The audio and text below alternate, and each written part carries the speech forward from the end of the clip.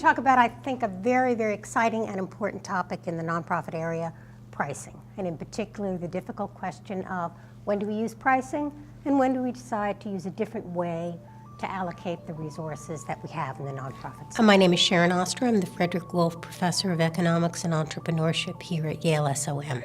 I've been a longtime member of the faculty since 1982, and I teach classes in economics, competitive strategy, and nonprofit strategy. The use of pricing varies a lot across sectors. So very few of you would have seen pricing used in religious organizations. When you go to church, they don't usually stand at the door and collect a ticket. On the other hand, when you go to the opera, they certainly do collect a ticket. Our question for today is, what are the key elements that enable us to think about whether it's a suitable time to use prices or whether it's a time in which we should stand back from using prices? The nonprofit area is a very broad sector. So I have students who come to my class with a passion about the environment, another group who cares about education and educational reform. These days, a lot of students are interested in food justice.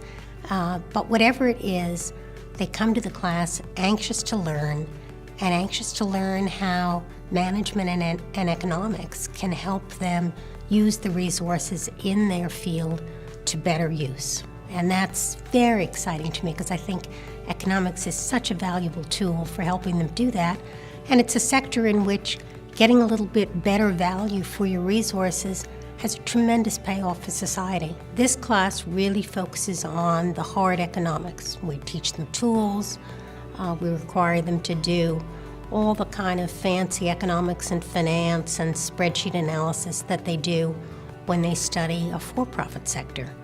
And they do that because it's my firm belief, and it's a belief the school actually has been founded on, that the kinds of tools, rigorous tools that we teach are useful across all the sectors. Much of the time, the core at the pit of your stomach is saying, why do I have to make this choice at all? But you're going to be managers, and economically driven managers. And if that's what you're going to do, then you don't sit around and worry about the fact that you need to make that choice. I think what Yale SOM is known for is the quality of the students.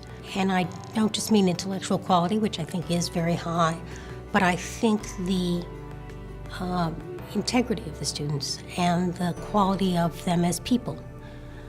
For me, the greatest pleasure, I would say, in the 40 years I've been associated with SOM is getting to know people who will leave here after I've taught them and others have taught them and go on and do wonderful things with their lives. Run the Metropolitan Museum, Roundabout Theater, Mercy Corps. Run things around the world, around the country, that create social value for people, and do so with a sense of intelligence and a sense of heart.